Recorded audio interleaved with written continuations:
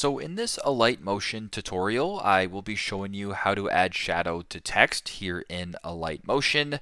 So once you have Alight Motion opened up, which I do, go to the bottom right, press the plus icon, and then press text in the bottom right again to add some text here. So if I were to go ahead and type in the word shadow like this, I'll make it a little bit larger so that's easier for you guys to see, just like that.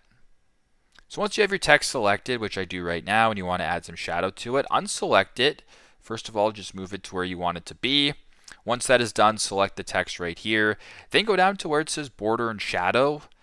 And then there's a bunch of different options you guys can go with right here, right? You can go ahead and press the text right here, right? You can go ahead and press on it once again. There's bordered shadow, there's opacity, there's effects just like this. If you wanted to go ahead and press not add border this way, my apologies, press shadow, press border and shadow. Go to the bottom right and select shadow and turn it on. Once you guys are here, you can sort of adjust the size of the shadow. You can increase it, decrease it just like that.